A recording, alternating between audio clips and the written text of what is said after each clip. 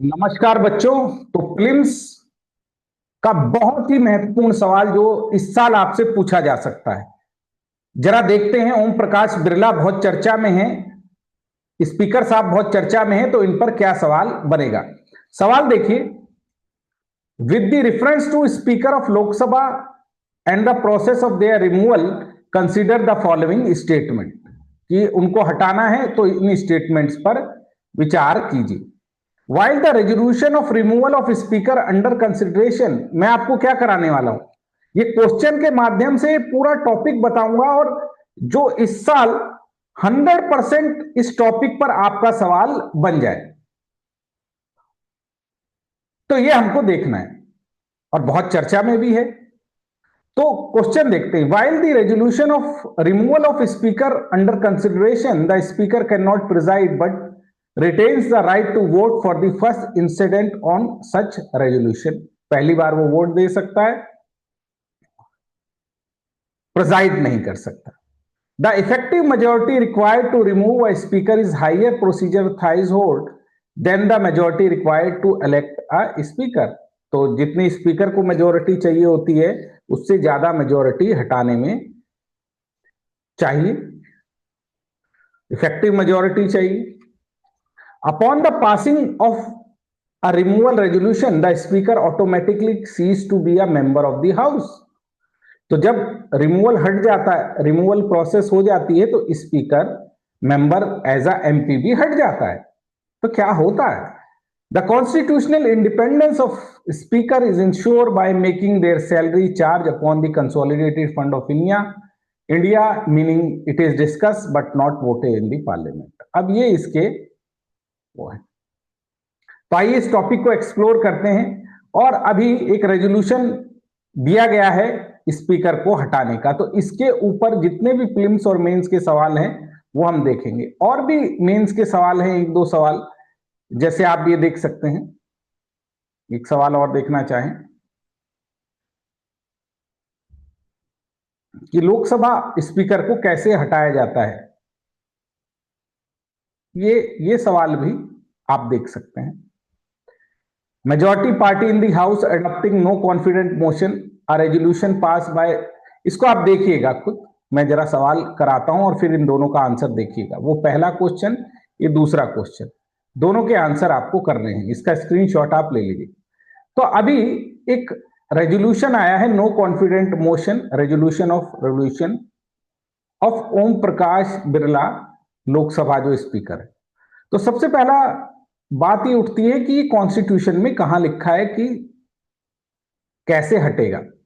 तो जी कॉन्स्टिट्यूशन में प्रोविजन है 94 के सी में, 94 में प्रोविजन दिया है कि ला सकते हैं। तो यानी पहला सवाल तो ये उठता है कि ये कॉन्स्टिट्यूशन में गिवन है।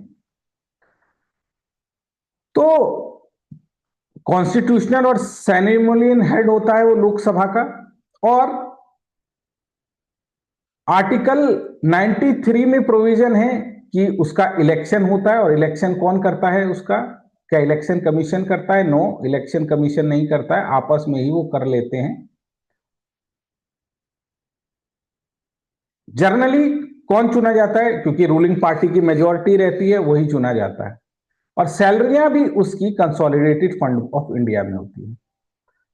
तो इलेक्शन का ध्यान रखना है, इलेक्शन कमीशन नहीं कराता, वो आपस में ही इंटरनली उनका हो जाता है, हाउस ही कर लेता है। स्पीकर का आज तक इलेक्शन कैसे होता जाए, तो जनरली रूलिंग पार्टी जिसको बोलती है वही बन जाता है,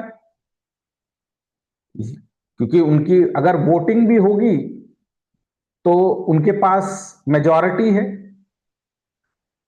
ठीक है। लेकिन 4 बार ऐसा हुआ है कि अपोजिशन पार्टी ने भी, 3 बार ऐसा हुआ है कि अपना कैंडिडेट उतारा है, दिखाने के लिए, सेरेमोनियल होता है, इसकी कोई वैल्यू नहीं है।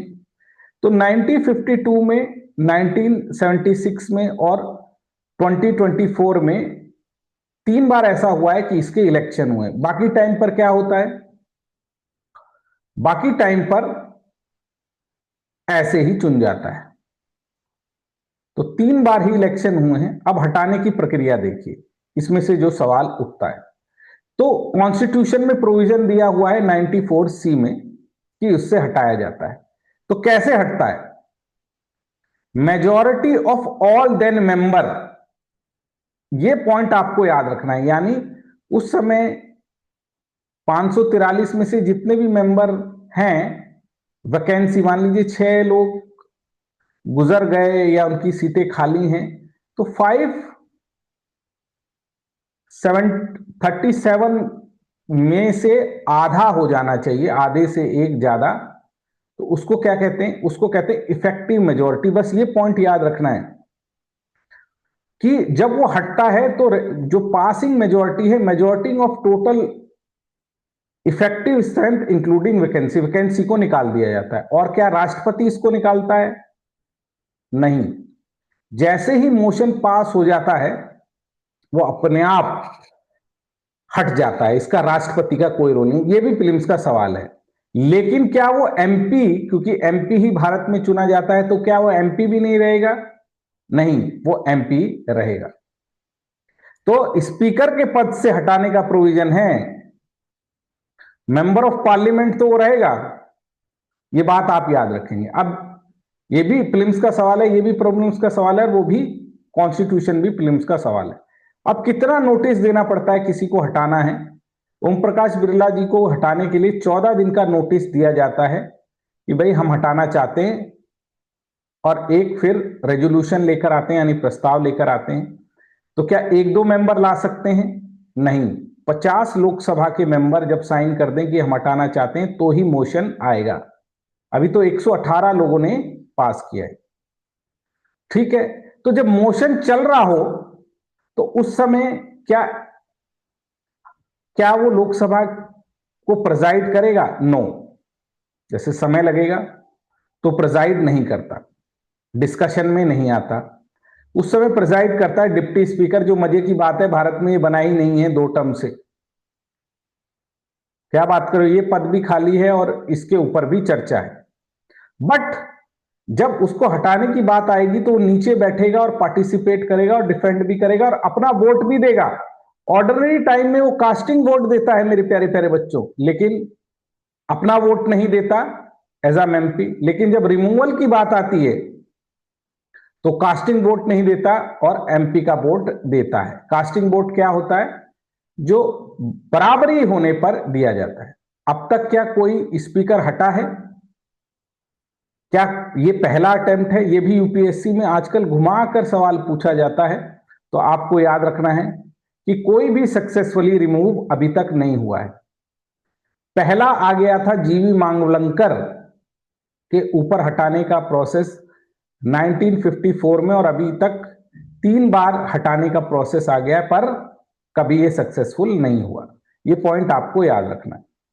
नीलम संजीवा रेड्डी ने रिजाइन कर दिया था, है ना, और बाद में प्रेसिडेंट बने थे।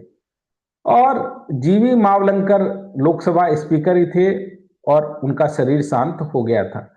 बाल योगी भी 2002 में सर्विंग स्पीकर थे, जब क्या हुआ, जब उनका क्रैश आउट हो गया।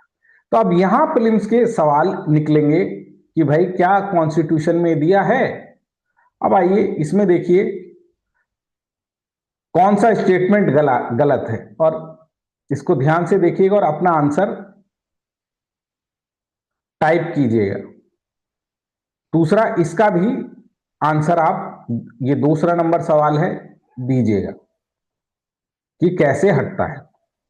अब मेंस का एक सवाल भी लगे हाथों में 2 मिनट में आपको, जो इंटेलिजेंट स्टूडेंट है उनको दिखा देता हूं कि भाई ये पूरा चैलेंज ओम प्रकाश बिरला पर न्यूट्रलिटी का है। किसका है? न्यूट्रलिटी का है।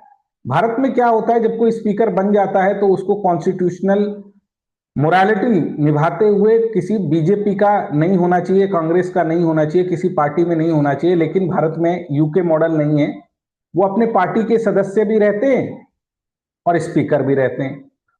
तो इससे प्रॉब्लम क्या आती है, जब भी सदन चलाना होता है तो ऑपोजिशन आरोप लगाता है कि आप पूरे तरीके से हमारे साथ नहीं है, अभी भी आप बीजेपी के एजेंट के रूप में काम करते हैं। मनी बिल को पास करा देते हैं, एंटी डिफेक्शन लॉ में हमारे लोगों पर ज्यादा सख्ती दिखाते हैं, रूलिंग पार्टी पर सख्ती नहीं लगाते। डिसरप्शन में सस्पेंशन अपोजिशन पार्टी का करते हैं, उनको बोलने भी नहीं देते, और बायस रहते हैं चलाते वक्त। अब बायस तो वो रहेंगे ही, क्योंकि उनको अगली बार फिर टिकट चलना है। तो रिजाइन नहीं करते हैं यूके की तरह, ये प्रॉब्लम है। एंटी डिफेक्शन लॉ पर भी न्यूट्रलिटी नहीं रहती, और सुप्रीम कोर्ट ने कहा था कि भाई 10th शेड्यूल में जो लोगों को हटाया जाता है एंटी डिफेक्शन में, वो बनना चाहिए, उसके लिए ट्रिब्यूनल इनका उस पर नहीं होना चाहिए। हाँ, तो क्या है, रिजाइन क्यों नहीं करते? रिजाइन कर देना चाहिए यूके की तरह। रिजाइन इसलिए नहीं करते, उन्हें ऐसा लगता है अगली बार मुझे टिकट ही नहीं मिलेगा। स्पीकर लड़ना चाहते हैं, इसीलिए उनकी जो न्यूट्रलिटी है वो चली जाती है, इसीलिए बायसनेस पर लगता है, डिसरप्शन में उनकी हेल्प वो लगती है। क्या? तो मैंडेटरी होता है यूके में हटाना, वो किसी पार्टी वार्टी अटेंड नहीं करता, कुछ नहीं जानता, इसीलिए यूके में कहा जाता है once a speaker always a speaker. पर भारत में ऑप्शनल है, हटता नहीं है, मीटिंगों में भी जाता है, इलेक्शन में भी जाता है, और जब अगला टर्म आता है तो फिर से इलेक्शन लड़ने लग जाता है। वे फॉरवर्ड क्या है? क्या रिजाइन करना चाहिए स्पीकर को, यूके मॉडल को आपको अपनाना चाहिए, है ना, और फिर अगली बार जब आए तो उसको वो वोट, जब इलेक्शन लड़े तो किसी पार्टी को उम्मीदवार नहीं उतारना चाहिए, ताकि वो जीतकर दोबारा आ सके, उसको फेयर चांस मिले, है ना। काशीराम मेघाचंद्रा केस में क्या किया गया था? डिस्क्वालिफिकेशन जो होती है लोगों की, उसके लिए कोई नई बॉडी बनाई जाए, इंडिपेंडेंट ट्रिब्यूनल, इसकी बात की थी। और मैंडेटरी किया जाए कि उसको हटा मतलब जब वो बन जाए स्पीकर तो वो हट जाए। तो न्यूट्रलिटी मेंटेन करनी है तो ये करना पड़ेगा, वरना लोग अपने हितों की पूर्ति के लिए आरोप लगाते रहेंगे कि वो न्यूट्रल नहीं रहे। आशा करता हूं कि ये दोनों सवाल आप अब पीटी का और मेंस का भी कर पाएंगे। इन दोनों के आंसर आप कीजिएगा। पूरा पॉलिटी का कोर्स आपके लिए अवेलेबल है, क्लासेस आप देखिएगा, यूट्यूब पर पड़ी हुई हैं। आप मेरा नाम रजनीश है, मैं डायरेक्टर हूं रजनीश आईएएस एकेडमी का, और बहुत सारी क्लासें आपके लिए पॉलिटी के लिए, मेंस के लिए पड़ी हुई हैं, जो आपकी इस साल के प्रीलिम्स में हेल्प करेंगी। तो थैंक यू वेरी मच मेरे प्यारे प्यारे बच्चों, क्लासों को एंजॉय कीजिए और आंसर लिखिए। Thank you.